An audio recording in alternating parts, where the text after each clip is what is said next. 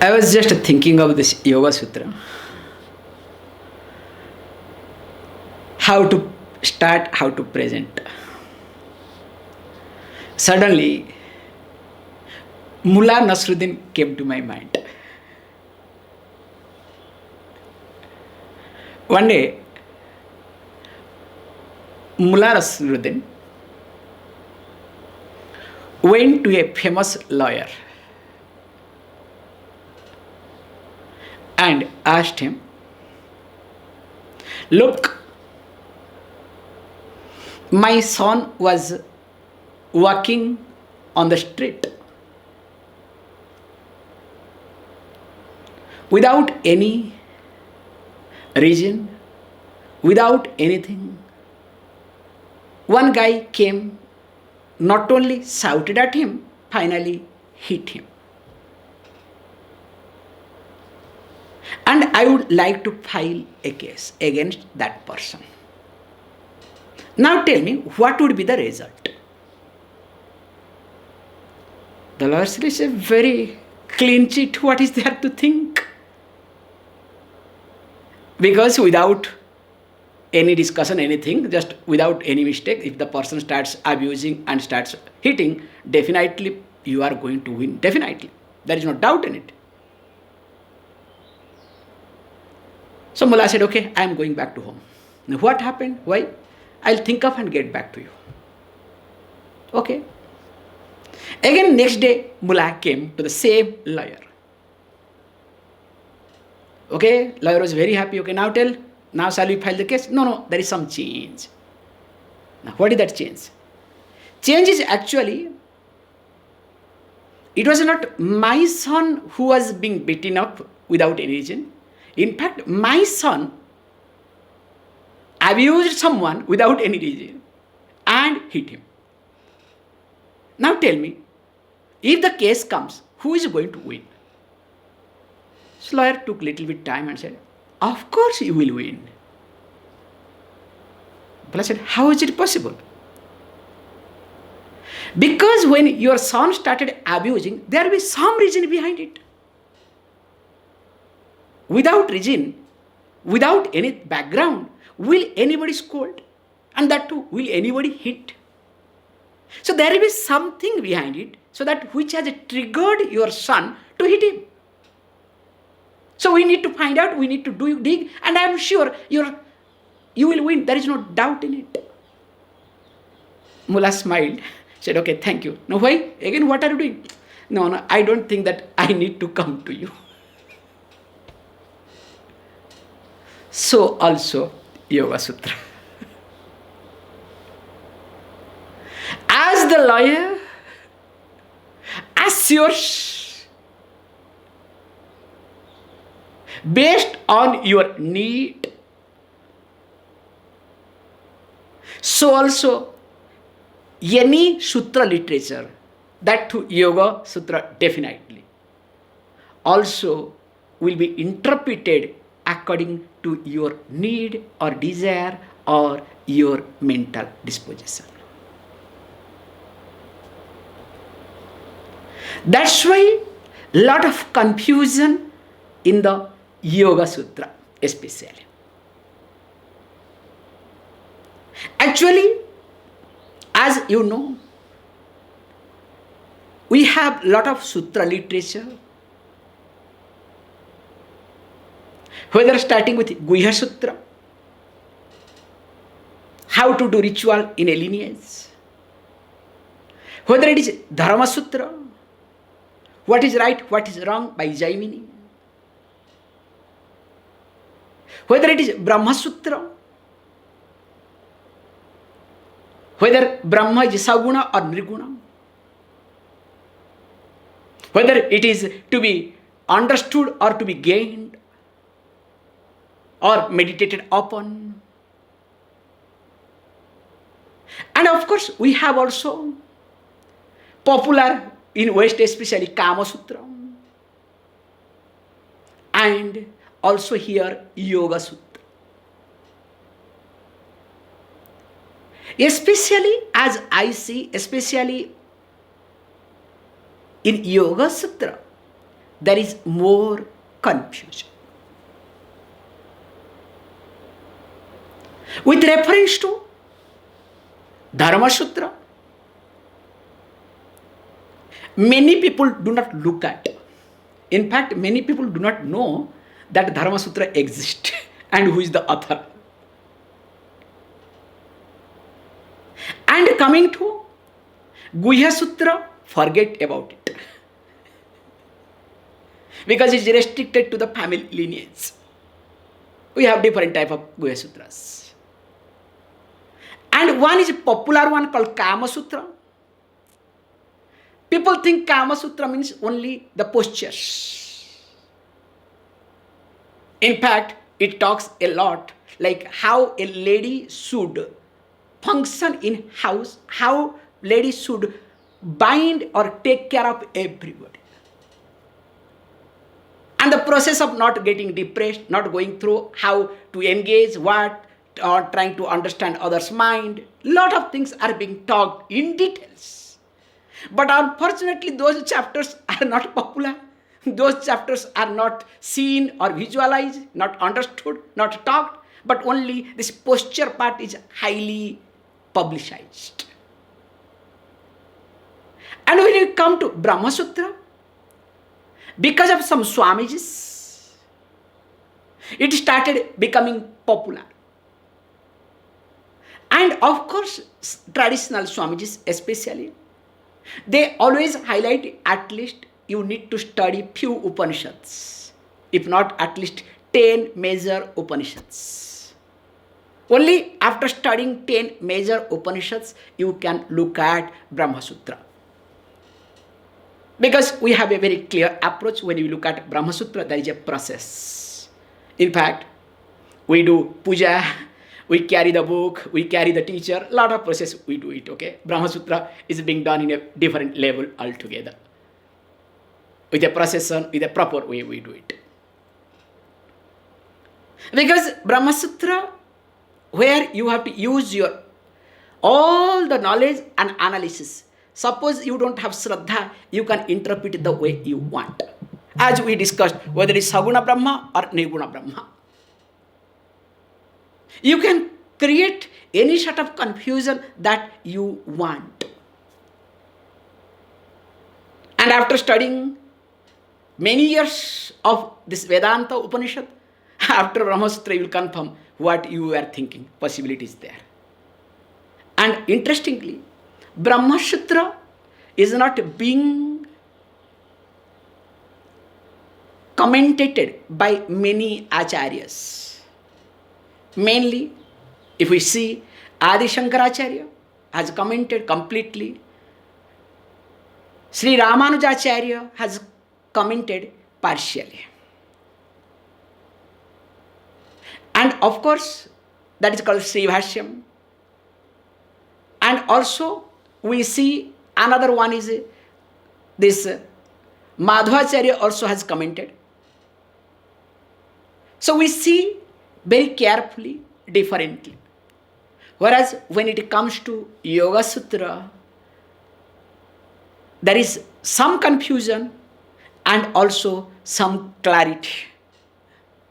So when I say some confusion, first of all, when you look at Yoga Sutra, as all of you know, that it is written by Patanjali. We'll be discussing about Patanjali in details. And moreover, we have a commentary which is very widely accepted popularly, whether it is right or wrong or attributed to, we do not know. But we do say very clearly that this is something called Vyasa Bhashyam. In fact, we'll be taking in keeping with that. So there is a commentary by Vyasacharya. So the Vyasa who wrote Brahma Sutra, Vyasa who is called Diti Krishna, Vyasa who wrote Mahabharata, in Mahabharata comes Bhagavad Gita, Vyasa who codified Veda, Vyasa who is called the Guru, that's why on his birthday we celebrate Guru Purnima. So his commentary also available. We'll be taking his help definitely. But in spite of all these things, there is big confusion. Why there is confusion? The main confusion comes because yoga comes in between Sankhya and Vedanta. If we try to look at the philosophy. So when this yoga comes in between Sankhya and Vedanta, so people try to pull either towards Sankhya side or towards Vedanta side. And because whatever is convenient, they do it. And finally, the popular version of Yoga Sutra that is available in the market is convenient portion of Sankhya and convenient portion of Vedanta. So there is nothing about yoga. See, at least if you take completely Sankhya side, no problem, which technically you cannot, because yoga becomes another philosophy because Sankhya was not sufficient. Because of main reason that Ishvaraha concept is not there in Sankhya. But what happens present day as you observe, and especially this Yoga International Day that has been promoted by Government of India, another disaster day. Of course, we all are part of it, whether I like it or not. So what is being highlighted here, that yoga is meant for everybody. I tell asana is meant for everybody, not yoga. Yoga has no religion. Who says yoga has no religion? Yoga means there is Ishvaraha. Without Ishvaraha, there is no yoga. You cannot say, oh, I practice yoga, I don't believe in God. Hey, you are practicing asanas. Maybe you are practicing some breathing exercise with the left hand or right hand. You understand, some people. You should see the funny aspect, okay? A dog also every day morning practices, okay?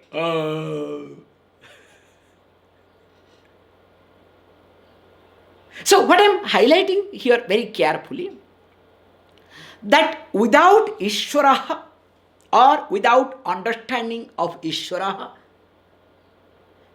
there cannot be yoga, there can be asana, there can be some type of swasayama, not even pranayama, breathing exercise. But when we try to look at yoga, Ishvara has to come. But unfortunately, people look at yoga independent of everything or a khichdi, mixture of everything. Can you see this point? Either people approach yoga as independent of everything or khichdi, mixture of everything. How is it possible? So that's why you can see yoga becomes a multi-billion, not million, multi-billion industry present day. That's why every country, like for example, New York already has added called luxury tax, as we have discussed long back. Now, a lot of things are happening and will also happen. What I am highlighting here is very carefully. Here, when we try to look at Yoga Sutra, we need to understand the God aspect very carefully. Because, first of all, if the concept of moksha is not clear, then definitely the person cannot understand what is Yoga Sutra.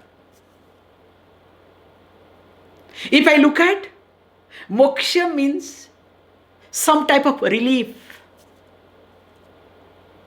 That is what people look at.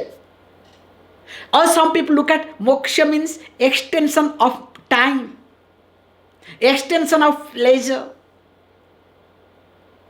Definitely, if that is the case, me being a mumukshu of extension of pleasure, extension of time, please understand. Definitely, I am going to look at Yoga Sutra entirely differently. Why? In Brahma Sutra case especially, there is traditional teacher. At least the teacher will highlight, hey look, you have to study Brahma Sutra in this prescribed manner. There will be some puja, there will be all these things, we maintain certain things. And also, anybody and everybody will not be allowed in Brahma Sutra class either. We will ask, have you got some exposure to Vedanta, at least some Upanishads? If one or two, okay, we can drag you, okay? We can drag you literally. Or else nothing is going to enter, and don't worry, you will drop. That's why many people drop from Brahma Sutra class, don't worry. That also happens. Whereas, before studying Yoga Sutra or teaching Yoga Sutra, this is the saddest part. Many teachers have not studied any text. Straight away, directly, they go to Yoga Sutras. That's why there is big confusion. Because to start with, how it happens, you can see. The word atha. So when it says atha, we'll be seeing in details, just I am trying to highlight. Atha means now. It's a very convenient translation.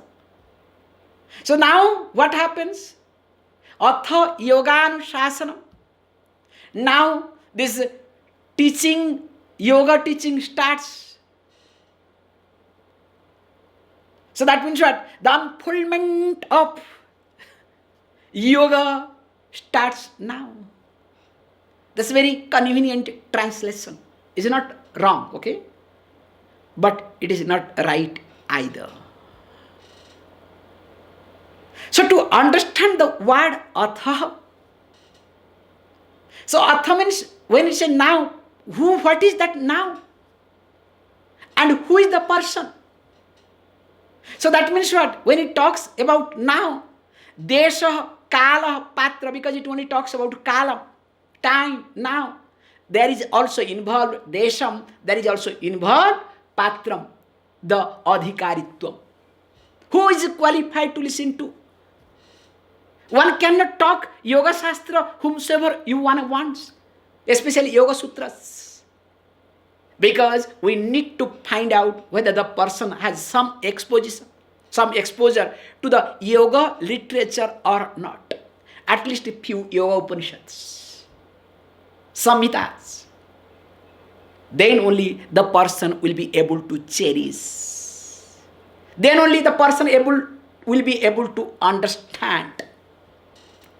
But without looking at all these things, if we try to look at Yoga Sutra, definitely it's very fascinating, no doubt in it.